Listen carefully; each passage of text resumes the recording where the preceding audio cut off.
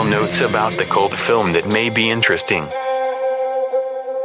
Subscribe to our channel, put likes. You are welcome to repost material in social networks.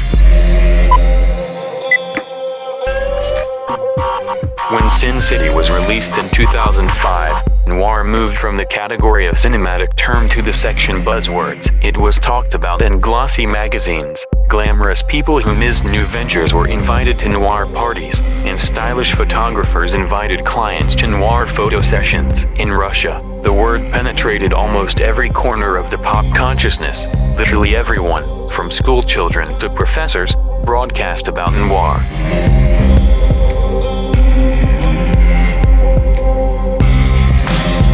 If only for the reason that the term noir was introduced to most of our domestic readers by Sin City, and not Maltese Falcon or Double Insurance. It makes sense to stop at this creepy movie creation. Among the numerous adaptations of comics and movie comics, Sin City stands like a mountain.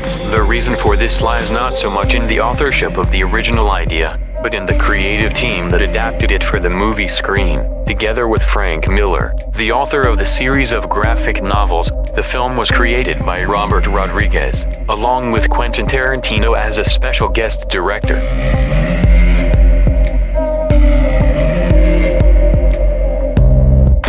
Robert Rodriguez never hid that he was a fan of Miller's comics, especially Sin City. The idea to make a movie adaptation first came to him in 2003, while working on the film Children of Spies. However, Miller himself was not at all happy with this offer. It took a lot of effort to convince him to cooperate. What confused the author of the famous comic book projects? The fact is that Miller created highly frightening graphic novels, and Robert Rodriguez was by then known as the director of popular films, including the children's audience-oriented trilogy at that time, Children of Spies. There was a risk of losing the sense of fear and even disgust that Miller's comics evoked.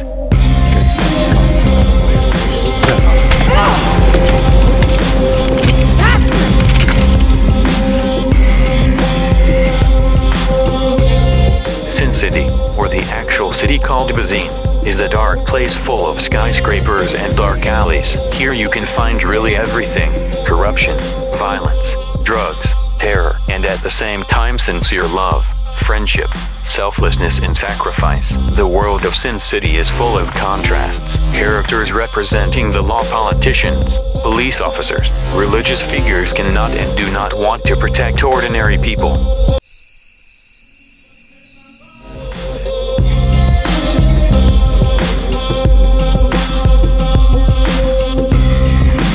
The police are too weak for this. Politicians themselves are a considerable threat to the person. On the other side are the dregs of society, criminals, playful girls, murderers, outcasts. They are the ones who every hour of their existence search for meaning in it, fight for it, try to find love. Their life passes exclusively at night, as only the darkness of night can give them at least some shelter and make their existence more human.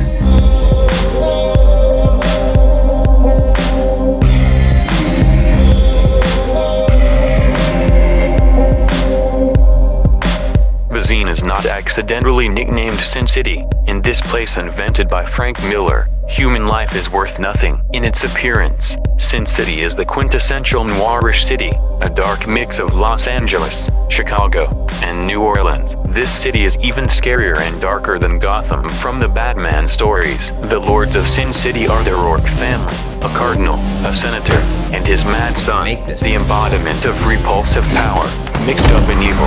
The viewer sees a completely perverted world. Those who should be the bearers of good, religion and the law are the darkest offspring of evil.